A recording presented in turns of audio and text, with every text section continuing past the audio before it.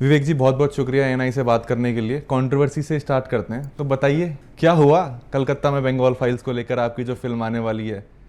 क्या हुआ कि कलकत्ता का पुलिस का ऑफिसर बोल रहा है कि आपने परमिशन नहीं ली थी, आप अपनी फिल्म का ट्रेलर वहाँ पे लॉन्च करने वाले थे, आपने परमिशन ली थी कि नहीं ली थी सर? अच्छा, मैं चलिए एक कॉमन सेंस की बात करते हैं। एक इंडिया के सबसे बड़े 5 स्टार होटल में आप कल्पना करिए कि इतना बड़ा एलईडी स्क्रीन लग रहा है, वो सारा प्रोग्राम चल रहा है, उसमें विजुअल्स चल रहे हैं और पूरा कलकत्ता का मीडिया 150-200 लोग बैठे हुए हैं, चलता हुआ प्रोग्राम। क्या ये संभव है बिना परमिशन के करना? संभव नहीं। हम और आप जैसे पॉडकास्ट कर रहे हैं, सडनली कोई घुसा है, अभी पुलिस वाला कहे परमिशन का है, वरना कैसे आप एंटर कैसे कर सकते हैं प्रेमिस? ये सब बातें देखिए, गवर्नमेंट्स इंडिया में इतने लूप होल्स हैं कि गवर्नमेंट के पास इतने पावर्स होते हैं, कुछ भी निकाल सकते हैं, जब जो चाहें कोई भी चीज़ निकाल सकते हैं। और परमिशन यानी कोई बात करने को तैयार हो, एक आदमी आया, उसे तार काट दिए, कहने लगे अब आगे बात आप करिए, अब आप कुछ कर ही नहीं सकते हैं। तो वो पहले से डिसाइडेड था। एक्चुअली मेरे से गलती हो गई कि बहुत सारे लोग लिख रहे थे कि आपका तो यहाँ होने ही नहीं देंगे। हमको मल्टीप्लेक्स जिसमें हम कर रहे थे पहले, वो कैंसिल किया गया। जैसे ही मैं एयरपोर्ट पे उतरा मुझे पता चला वो कैंसिल हो गया है। हमने दूसरे मल्टीप्लेक्स से कांटेक्ट किया, वो कैंसिल हो गया। उनने बोला कि सर हम पॉलिटिकली सर्वाइव नहीं कर पाएंगे यहाँ पे अगर हमने दिखा दिया तो और यही यहाँ होटल के साथ हुआ, सेम थिंग। और उसके बाद मेरे को वही जो टॉप अथॉरिटीज़ ने मना किया था, मैंने मुझे किसने कहा है, तो बोला टॉप अथॉरिटी। उसी रिलायबल सोर्स ने फिर मुझे बताया कि they had a problem with couple of things in the trailer और इसलिए उसको बंद किया गया। क्या वजह रही इस फिल्म को बनाने की? बंगाल फाइल्स, पहले इसका नाम दिल्ली फाइल्स था, फिर आपने नाम चेंज कर दिया। मैं 1946 में कलकत्ता में जो राइट्स हुए थे उसको लेके बनाई गई है। कुछ लोग कहते हैं आप ऐसी पोलराइजिंग फिल्में बनाते हैं जिससे हिंदू मुस्लिम में डिवाइड है वो ज़्यादा बढ़ता है। अगर कुछ जख्म है वो भर गए हैं या वो वहीं पे हैं, आप उन्हें बार बार कुरेदने का काम करते हैं। आपको लगता है जख्म भर गए? तो पहलगाम क्यों हुआ, मुर्शिदाबाद क्यों हुआ? हर दिन हिंदुस्तान की हर टीवी चैनल पे हिंदू मुस्लिम डिबेट क्यों होती रहती है अगर भर गए तो? राइट, मैं पोलराइज करता हूँ। अगर आप सोसाइटी में प्रॉब्लम बंद कर दीजिए, मैं पोलराइजेशन फिल्म पे नहीं बनाऊंगा। जब सोसाइटी ही पोलराइज्ड है, एज अ स्टोरी टेलर मेरा काम है ये बताना कि सोसाइटी में क्या चल रहा है। सती प्रथा जब होती थी तो लोग उस पर कहानियाँ लिखा करते थे। आज कास्ट बेस पे फिल्म बनती है क्योंकि फॉल्ट लाइन है हमारी। तो ये फिल्म बनाने का मकसद ये था। मैं एक आपको बात बताना चाहता हूँ कि इंसान की जो हिस्ट्री है 4-5 हज़ार साल की ह्यूमंस की, उसमें सबसे ज़्यादा परसिक्यूटेड और एनस्लेव्ड अगर कोई सोसाइटी है वो हिंदू सोसाइटी है। करेक्ट? लेकिन ये हिंदू जनरेशन, यंग जनरेशन को नहीं पता है। आपको एक भी ज्यू बच्चा ऐसा नहीं मिलेगा जिसको होलोकॉस्ट के बारे में नहीं पता। आपको एक भी ब्लैक बच्चा नहीं मिलेगा जिसको स्लेवरी के बारे में नहीं पता। आपको एक भी ऐसा जैपनीज बच्चा नहीं मिलेगा जिसको हिरोशिमा और नागासाकी के बारे में नहीं पता। आपको रवांडन बच्चा ऐसा नहीं मिलेगा जिसको रवांडन जेनोसाइड के बारे में नहीं पता। लेकिन हिंदू बच्चों को अपने ही हिस्ट्री के जेनोसाइड के बारे में नहीं पता। आपने भी अभी जैसे बोला, आपकी गलती नहीं है, मैं भी यही बोलता था ये फिल्म बनाने के पहले कि वो कलकत्ता में जो राइट्स हुई थी वो राइट्स नहीं थी, वो जेनोसाइड था। प्लैंड जेनोसाइड था? यस, प्लैंड अनाउंस जेनोसाइड था बाय मुस्लिम लीग। जिन्ना ने एक कॉल किया कि देखो प्रॉब्लम क्या था, डायरेक्ट एक्शन का कॉल किया जब पार्टीशन नहीं हो रहा था। एंड ही सेड कि इतना खून बहा दो सड़कों में कि डर के मारे ये लोग हमको पाकिस्तान दें। कलकत्ता उस वक्त कल्चरल कैपिटल थी, एक इंडस्ट्रियल कैपिटल थी वर्ल्ड की, इंडिया की नहीं। कलकत्ता बहुत इंपॉर्टेंट सिटी थी, लेकिन कलकत्ता में Hindu Muslim population marginally Hindu ज्यादा थे। सो सुहरावर्दी जो वहां का चीफ मिनिस्टर था, उसने शहीद मीनार से अनाउंस किया 16 अगस्त को। 16 अगस्त रमजान का 8वां दिन था और उसने कहा आज के दिन बैटल ऑफ बद्र हुई थी। इस दिन 313 मोहम्मद साहब के साथ 313 लोगों ने बुत परस्त जो काफिर लोग हैं, बुत परस्त जो लोग हैं, उनको हराया था। हजारों की तादाद के लोग थे। तो उसने बोला कि इतना 2 दिन में इतना खून बहा दो कि डेमोग्राफी चेंज हो जाए, हमारी पॉपुलेशन बढ़ जाए। That was a declared thing. उसके पैम्फलेट्स रिकॉर्डेड है, हमारी फिल्म देखिएगा आप, सब चीजें ओरिजिनल है। पैम्फलेट्स रिकॉर्डेड है, उसकी स्पीचेस रिकॉर्डेड है, उसके डॉक्यूमेंट्स रिकॉर्डेड है। पुलिस ने जगह जगह लोगों को जाके, ये जो मुस्लिम गार्ड, जो यंग यूथ विंग था जो मुस्लिम गार्ड का, जिसको मुजीबुर रहमान ने लीड किया, उन्हें सारे पुलिस के तो आर्म्स और वेपन्स और ट्रक्स लेके घूम रहे थे सारी जगह पे। तो एक तरह से ट्रैप कर दिया गया हिंदू पॉपुलेशन को, उनको चारों तरफ से। थोड़ा पुशबैक करना चाहूंगा, लेकिन उस टाइम में तो ब्रिटिश पुलिस हुआ करती थी ना 1946 के बाद। नहीं, अब ये देखिए, ये बात मैं आपको बताता हूं। 24 थाने थे। 24 थानों में 22 थानों, चीफ मिनिस्टर तो ये था ना, 22 थानों में रातों रात ट्रांसफर करके मुस्लिम इंस्पेक्टर, थाना इंस्पेक्टर अपॉइंट किया गया। अब आप कहेंगे 24 में 22 क्यों, 2 में क्यों नहीं किया गया, बात बचे हुए, क्योंकि 2 में एंग्लो इंडियन लोगों को रखा गया, क्योंकि वो एरिया न्यूट्रल था। 22 लोग जब वहां चेंज हो गए, 2 दिन के लिए छुट्टी अनाउंस कर दी गई और 2 दिन पुलिस को बोल दिया गया कि तुम कोई एक्शन नहीं लोगे अपने लोगों को अपॉइंट करके। It was a genocide, it was called a genocide. Right नहीं थी, राइट तब होती जब 2 लोग डंडे लेके लड़ाई लड़ने लगे, यहां तो एक ही साइड के लोगों को काट दिया गया। कलकत्ता की सड़कें कंकालों से, स्केलेटन से भरी हुई हैं, उसके ऊपर वल्चर्स उनका वो खा रहे हैं, फ्लैश खा रहे हैं, और ये टाइम और लाइफ मैगजीन जो वर्ल्ड की नंबर 1, उनकी फोटोग्राफ्स हैं। तो इसमें आप क्या कहना चाहते, बस हिंदू लोगों की मृत्यु हुई थी और कितने मरे थे? ऐसा नहीं है, 2 दिन सिर्फ हिंदू लोग मरे, करेक्ट। और उसके बाद हिंदू लोग यूनाइट हुए। आपने गोपाल मुखर्जी का नाम सुना हो, गोपाल पाठा, he had a meat shop, he United Hindus, और उसके बाद इन्हें रिटेलिएट किया।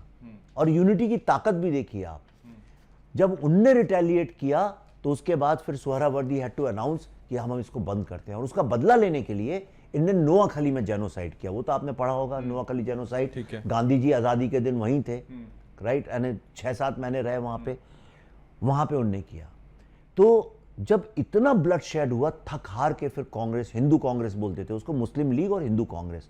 तो हिंदू कांग्रेस, देखिए कितनी विडंबना है, जिसको हिंदू आज कांग्रेस बोलते थे, आज वो मुस्लिम्स के अपीजमेंट के लिए उसको जाना जाता है। ये that's how political cycle changes. तो हिंदू कांग्रेस ने थक हार के, डर के मारे, फिर ultimately they agreed to partition. ये नेहरू जी ने 1962 में एक इंटरव्यू में भी बोला है। आपको ये लगता है कि जो 1946 में जो बंगाल में, कलकत्ता में हुआ, वो एक बहुत बड़ी वजह बना पार्टीशन की? क्योंकि वो नहीं होता तो पार्टीशन नहीं हाँ होता। क्योंकि लोगों को लगा कि अब अगर बंगाल में ऐसा हो रहा है, कलकत्ता में ऐसा हो रहा है, अगर पार्टीशन नहीं हुआ तो पूरे भारत में ऐसा होगा। वो चालू ही हो गया था। लेकिन अगर डायरेक्ट एक्शन डे नहीं होता तो मेरा तो 100% ऐसा कन्विक्शन है कि शायद पार्टीशन भी नहीं होता।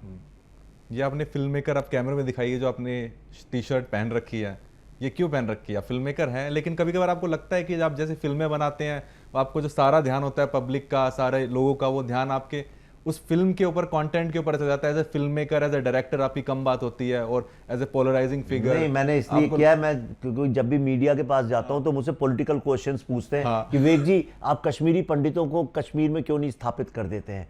अच्छा, बंगाल की जो पॉलिटिक्स है, इस सरकार को क्यों नहीं बदलवा देते हैं? ये क्यों नहीं कर देते हैं?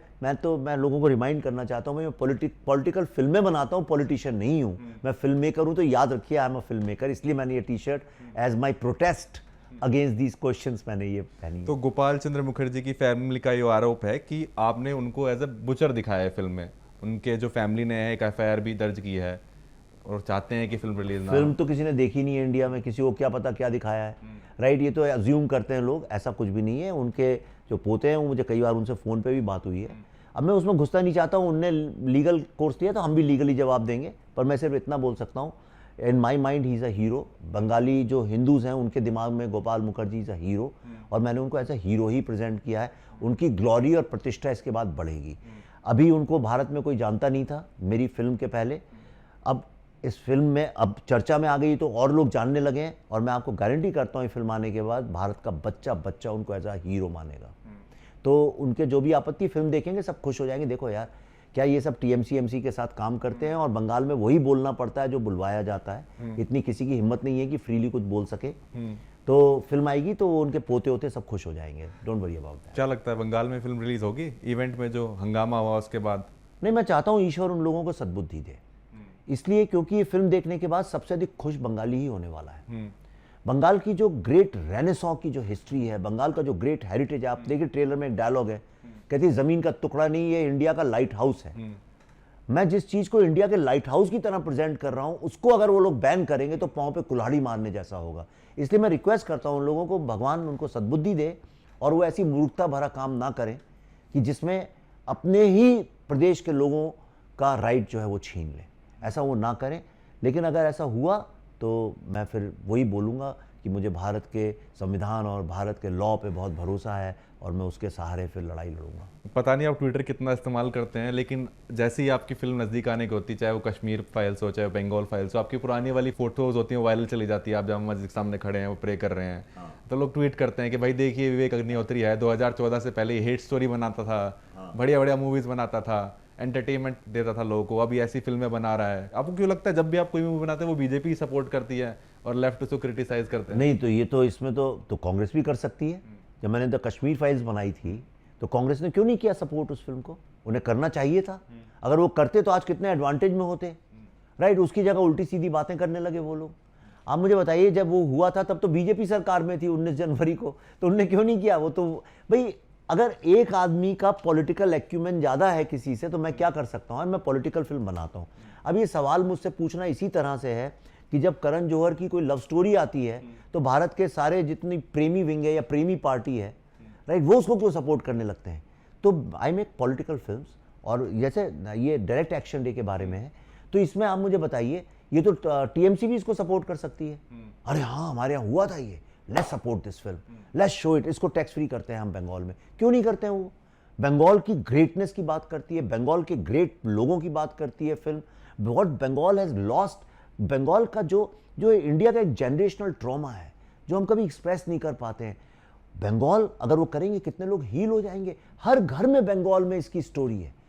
आप कश्मीरी पंडितों से कम 100 टाइम्स ज़्यादा विक्टिम्स, आपको ये फिल्म रिलीज तो होने दीजिए, आप देखिए कितने लोग सामने आके आपको बताएंगे ये मेरी कहानी है।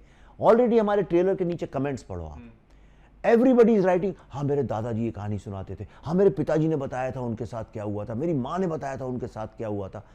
सिर्फ यही लिखे हुए हैं कमेंट्स में और कुछ नहीं लिखा। This film will open up a Pandora's box, और अगर टीएमसी चाहे तो यूज कर ले इसको। हमने कब मना किया? टैक्स फ्री कर दे, उनको तारीफ करेंगे बंगाली, उनको वोट मिलेंगे। लेकिन अगर वो नहीं करेंगे तो कोई और फायदा उठाएगा। आपकी फिल्म में एक बहुत बड़ा मुद्दा सामने आता है, वो डेमोग्राफिक चेंज का। जी। ट्रेलर स्टार्ट होता है तो उसमें इंसान कहता है कि एक दिन माइनॉरिटी से कोई बंदा पीएम बनेगा। आप इस डेमोग्राफिक चेंज को मुद्दे को कैसे देखते हैं? क्योंकि अभी हम देख रहे हैं एसआईआर हो रहा है, प्राइम मिनिस्टर कुछ बोल रहे हैं, सीएम ममता बनर्जी कुछ बोल रही हैं, तो आपको देखा जा रहा है कि ये बंगाल फाइल्स अभी क्यों रिलीज की जा रही है? अगले साल बंगाल में चुनाव है, थोड़ा और वेट कर लेते या पहले करते। मतलब दूसरी साइड है वो उसको देखती है कि पॉलिटिकल फिल्म है, it will help the central government to gain some votes. देखो ऐसा है, हिंदुस्तान में कभी भी फिल्म रिलीज करो कोई ना कोई इलेक्शन चलता रहता है। और ये बड़ा, जो लोग ये बोल रहे हैं वो बड़े मूर्ख टाइप के लोग हैं, उनको कुछ अक्ल नहीं है। मुझे बताओ अभी इलेक्शन कौन सा है? बिहार का है, बंगाल का कहाँ है? रिलीज नहीं हुआ, 2026 में है, अप्रैल में है। हाँ, मार्च अप्रैल में हो सकता है। तो मैं पढ़ा लिखा आदमी हूँ और अपने को इंटेलिजेंट समझता हूँ। क्या मैं इतना मूर्ख हूँ कि मैं अभी रिलीज करूंगा इस फिल्म को? अगर मुझे बंगाल इलेक्शन के साथ करनी होती तो मैं इस फिल्म को जनवरी फरवरी में करता भाई, हीट ऑफ द मूवमेंट में करता। मैं अभी बिहार इलेक्शन के पहले क्यों करूंगा जब सारा फोकस बिहार के ऊपर है? और दूसरी बात है, इंडिया में कभी भी आप फिल्म रिलीज करिए कोई ना कोई इलेक्शन चलता ही रहता है, तो मैं क्या कर सकता हूं उसमें? आप ऐसा चाहते हैं कि मैं कोई फिल्म रिलीज करूं तो लोग फिल्म की ज़्यादा बात करें, मेरी कम बात करें, मेरी फिल्म मेकिंग के नुआंसेस की, मेरे डायरेक्शंस की, जो मैंने शॉट्स लिए हैं, जो सिनेमेटोग्राफी है उसकी ज़्यादा बात करें, regardless of the topic of the film and how it supposedly divide society allegedly? How do I divide society? How can I divide a divided society? मैं कैसे divided society? Do you think it's already divided? Of course it's not. आप आज रात को 9 बजे कोई सी, अभी right now कोई सी भी टीवी चैनल खोल के देख लीजिए आप, इंडिया के इलेक्शन किस बेसिस पे होते हैं? सारे इलेक्शन ही हिंदू मुस्लिम मुद्दे पे होते हैं। और आज से नहीं, जब से मैं पैदा हुआ हूं तब से हिंदू मुस्लिम मुद्दे पे होते आए। इंदिरा गांधी के वक्त में उसी मुद्दे पे होते थे, नरसिम्हा राव के वक्त में उसी मुद्दे पे हुए, अटल बिहारी वाजपेयी के वक्त में उसी मुद्दे पे हुए, सोनिया गांधी जी के राज में भी उसी मुद्दे पे हुए और अभी भी उसी मुद्दे पे होते हैं। हर म्यूनिसिपैलिटी का इसी तरह से होता है। उस पे नहीं होते हैं, लैंग्वेज पे होने लगते हैं, मराठी नहीं बोलते हो कन्नड़ा बोलो, ये करो, इसी पे तो होते हैं। हमारे यहाँ तो वेजिटेरियन नॉन वेजिटेरियन, अगर मैं एक फिल्म बनाऊँ समझिए नॉन वेज और वेज के ऊपर, आप कहेंगे आप तो खाना खाने वालों को डिवाइड कर रहे हैं, पर इंडिया में झगड़ा ही चलता रहता है। कोई इसकी दुकान बंद करवाता है, कोई उसकी। आप बंद कर दीजिए, मैं बंद कर दूंगा, ये जिम्मेदारी मेरी नहीं है। मैं फिल्म मेकर हूँ, स्टोरी टेलर हूँ, मुझे जो स्टोरी दिखेगी वो मैं बताऊंगा। रिसेंटली कौन सी मूवी देखी थी जो आपको पसंद आई थी? अभी यार मैं सैयारा तो देखी होगी आपने? नहीं, मैं 1.5-2 साल से एक फिल्म में इतना बिजी हूँ, 24 घंटे काम करता हूँ। टीवी देखते हैं हम? नहीं देखते हैं। मेरे घर में टीवी 20 साल से है ही नहीं, 20 साल से नहीं देखते हैं। 20 साल से है ही नहीं, मैं कहाँ से देखूँ? और मूवीज देखी कोई लास्ट मूवी जो आपको पसंद आई हो? 1-1.5 साल से नहीं देखी। मैंने लास्ट फिल्म देखी थी लापता लेडीज, वो पता नहीं कब आई थी, जब भी आई थी उसके बाद मैंने कोई मूवी नहीं देखी, क्योंकि मैं इतना बिजी हूँ अपनी फिल्म के अंदर। अब जब ये रिलीज हो जाएगी तब देखूंगा उसके बाद। और अभी तक कैसा रिस्पांस मिल रहा है? ट्रेलर हो गया, चाहे आपने स्क्रीनिंग की होगी, स्क्रीनिंग की है आपने एक दो जगह अभी? ने अमेरिका में हम लोग गए थे 2 स्क्रीनिंग के लिए, पर वो करते करते 12 हो गई। 12 स्क्रीनिंग? इतनी डिमांड हो गई और भर भर के थिएटर बुक होते गए। पर सबसे मजे की बात ये हुई कि पहले एक आध स्क्रीनिंग में यंग लोग नहीं थे और बंगाली लोग नहीं थे, पर धीरे धीरे वो चेंज होना चालू हुआ और एंड होते होते तो सैन फ्रांसिस्को में तो यंग और बंगाली लोग भरे हुए थे, खचाखच हॉल भरा हुआ था। और फिर जेन-ज़ी और टीनेजर्स ने इस फिल्म को अडॉप्ट करना शुरू किया and they said, oh great, this is telling a story about partition, nobody told us, our parents didn't tell us, so they are finding it very interesting to know, learn about the partition of India। और मैं बता रहा हूँ, तुम भी देखोगे, तुम भी जेन-ज़ी हो तो लगते तो देखने में यंग हो ही जेन-ज़ी, तुम भी देखोगे तो तुमको ऐसी चीजें पता चलेंगी, तुम कहोगे। तो क्या है कि यंग लोगों में क्यूरियोसिटी होती है, वो जानना चाहते हैं, इसीलिए तो देखिए पॉडकास्ट वगैरह चलते हैं, because you learn lots of new thing. तो this film will reveal so many different things. और दूसरा क्या है कि ये आप जो समझ रहे हैं ये फिल्म वो है नहीं। कभी कभी आपको ऐसा लगता है कि भाई फिल्म देख तो ले, बाद में क्रिटिसाइज करिए, बिल्कुल ऐसा अभी लगता है। ट्रेलर ही आया है, 2 मिनट में अपना ओपिनियन बना लिया कि ये ऐसी फिल्म है, देख तो ले, जा तो सी थिएटर नहीं, में। पहले ये फिल्म का जब मैंने पोस्टर निकाला था उसमें इंडिया के 3 शेर बने हुए थे बस, और एक छोटा बच्चा बना हुआ था, वो हाथ ऐसे करके खड़ा है शेडो में, और 3 शेर बने थे। वहीं से लोगों ने बोलना चालू कर दिया प्रोपेगेंडा फिल्म है। अब वो देखो, कम्युनिस्ट लोगों की एक आदत होती है, वो लेबल बहुत जल्दी करते हैं, इसको लेबल करो। दिल्ली फाइल से बंगाल फाइल्स कैसे हुआ? आई थिंक ये सवाल मुझसे रह गया है। देखो, इसका नाम था Delhi Files Bengal Chapter, The Delhi Files Bengal Chapter, ये शुरू से इसका नाम था, पोस्टर भी यही था इसका। मैं जब मार्च अप्रैल में गया अमेरिका, पहली बार मैंने वहाँ पे फिल्म की नेटवर्किंग और मार्केटिंग, क्योंकि मैं शोज करना चाह रहा था वहाँ, तो उसकी शुरू करी। तो जैसे ही मैंने पहली स्पीच दी वहाँ पे न्यू जर्सी में, बड़े सारे 2000 लोग थे, मैंने दी और मैंने कहा कि मेरी फिल्म आ रही है The Delhi Files Bengal Chapter. तो जब मैं स्पीच दे के नीचे उतरा डिनर के लिए वहाँ पे, तो जो लोग मुझसे मिल रहे थे, अच्छा ये आपकी फिल्म वो सिख राइट्स के ऊपर है, कोई कहा अच्छा ये दिल्ली राइट्स के ऊपर है। तो मैंने कहा ये तो एक मैसिव कम्युनिकेशन प्रॉब्लम खड़ा हो रहा है, और मैं कम्युनिकेशन का स्टूडेंट हूँ। तो फिर मैंने एक पब्लिक से पूछा सोशल मीडिया के ऊपर कि भाई ये फिल्म है, अब आप बताइए पूरी फिल्म बंगाल में और डायरेक्ट एक्शन डेज के बारे में इसका नाम क्या होना चाहिए। 99.9% out of couple of lakh responses said the Bengal Files, and the moment I said कि इसका नाम बंगाल फाइल्स है, मुझसे आज तक किसी ने नहीं पूछा what is this film all about. तो मतलब वो सही डिसीजन लिया हम लोगों ने। How difficult is it to make a movie without having the biggest star power? मतलब पल्लवी जी और अनुपम खेर जी बहुत बड़े स्टार्स हैं, एक्टर्स भी हैं, but is it easy to have to scoop money और you know to get money from producers? कितना आसान होता है और मुश्किल होता है without having any star power to make a movie like this? यानी अगर ज़िंदगी में आपको सच्ची में आप the worst scenario if you can imagine, that is making independent film in India. Independent film बनाना, इंडिपेंडेंट मतलब without stars, without any studio banking, just raising your funds, distributing your self, सब कुछ खुद करो। हाँ, तो रोज़ कुआं खोदो और रोज़ पानी निकालो, ये नौबत है। मतलब ये इतना कष्ट है, इतना कष्ट है कि उसकी पीड़ा, उसकी वेदना, मैं कभी कविता लिखूंगा तो मैं लिखूंगा उसके ऊपर, I can make a movie on that. पर इतना कठिन है, हर तरफ से हर कोई आपको डिमोरलाइज करता है, आपकी 90% एनर्जी इसी में वेस्ट हो जाती है, क्रिएटिविटी के लिए टाइम ही नहीं मिलता है। Do you get threats?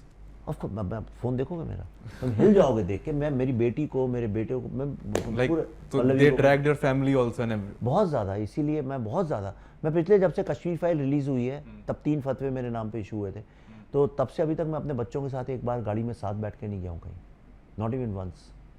We haven't done, हम जो भी अभी मैं पहली बार मैंने कभी जाना हो बाहर तक नहीं गया हूँ कहीं, वी हैवंट वेकेशन, नथिंग। तो या और एक बात बताऊँ मैं तुमको, मुझे कश्मीर फाइल्स बना के इतनी दिक्कत नहीं हुई थी जितनी मुझे बंगाल फाइल्स बना के हो रही है। थोड़ा बताइए इस पे, मतलब जितने घिनौने लेवल पे आके ये लोग मेरे को अटैक कर रहे हैं ना, जो लिंचिंग जिसको बोलते हैं एक तरह से, सोशल मीडिया लिंचिंग, वो अनबिलीवेबल है। कश्मीर फाइल्स में तो ठीक है, चलो एक तबका था, मतलब एक टेररिस्ट ग्रुप्स हैं और उनके से सिंपैथी रखने वाले लोग हैं, और कुछ एजेंडा ड्रिवन पॉलिटिकल पार्टीज हैं जो कश्मीरी पंडितों के नैरेटिव को नहीं आगे आने देना चाहते, तो उनका अटैक मैं समझ सकता था। बंगाल फाइल्स तो यार डायरेक्ट एक्शन डे के बारे में है, जो जिन्ना ने दिया था। हाँ, और उसमें तो बंगालियों के बारे में है। बंगाली म्यूजिक है, फिल्म में डायलॉग भी है कि बंगाली कल्चर, बंगाली म्यूजिक, बंगाली खाना। मुझे आश्चर्य है कि ये लोग किस ब्लाइंडेड किस तरह से हो गए हैं, पर मैं समझता हूँ वो अपने वोट बैंक को अपीज करने के लिए मुझ पर अटैक कर रहे हैं, लेकिन जिस लोअर लेवल पे जाके वो लोग कर रहे हैं, मतलब एक किसी की बेटी के बारे में तो उन्हें नहीं करना चाहिए, बीवी पत्नी के बारे में नहीं, यानी मुझसे लड़ो यार, तुम मर्द हो तो मुझसे लड़ो, तुम्हें हिम्मत है तो तुम। लेकिन अगर उनको लगता है मैं डिमोरलाइज हो जाऊंगा, डर जाऊंगा, तो उनकी बहुत बड़ी गलत फहमी है। मेरा नाम भी विवेक रंजन अग्निहोत्री, मैं डरने वालों में से तो हूँ नहीं, and I have no fear of losing anything. तो मुझे डरा तो सकते ही नहीं है, समझा सकते हैं, मुझसे दोस्ती कर सकते हैं, मेरे से रिक्वेस्ट कर सकते हैं, मुझे डरा नहीं सकते वो लोग। तो आने वाले समय में भी ऐसी बहुत सारी फाइल्स बनती रहेंगी, या कुछ रोमांटिक मूवी आप बनाना चाहेंगे, या कोई? यार देखो, मैं 2012 में ट्रिलॉजी मैंने अनाउंस की थी। वर्ल्ड में बहुत कम डायरेक्टर्स हैं जिन्हें ट्रिलॉजी बनाई है, तो मेरा वो सपना तो पूरा हो गया। इंडिया में सत्यजीत रे ने बनाई है, शायद मणि रत्नम ने बनाई है। अब मैं बहुत स्ट्रेस में, मैंने 5-6 साल गुजारे हैं, इतना पेन मैंने सुना है, देखा है, तो मैं खुद ही इतना अंदर से खाली हो गया तो हूँ। What's next for you? A break? हाँ, break, that's the first thing I need. नहीं तो मेरी फैमिली भी मुझे मार डालेगी। और मैं I want to make a film जो एक इमोशनल फिल्म बनाना चाहता हूँ, लव स्टोरी नहीं बनाऊंगा। अब मैं आजकल के लव को मैं समझता भी नहीं हूँ, मैं जेनजी लव समझता नहीं हूँ, और पर I want to make a love story of really old people, okay, who are dying, who have no hope in this life, जिनके बच्चे भी बाहर हैं। I want to make a love story there. वो एक ऐसा कॉम्प्लेक्स सब्जेक्ट है, इतना चैलेंजिंग सब्जेक्ट है। शायद मेरे बाल सफ़ेद हो रहे हैं तो मैं I am preparing myself for that. Sending a signal to my kids कि भाई मुझसे मिलने ना बुढ़ापे में। हाँ बिल्कुल, शायद वो। But I want to study the old people in India, how do they live without their kids. All the best, sir. Let's see how does your movie pan out. Thank you. And the response it gets. All the best. 5 सितंबर को plug कर देता हूँ, 5 सितंबर को film release हो रही है। Thank you. Thanks a lot.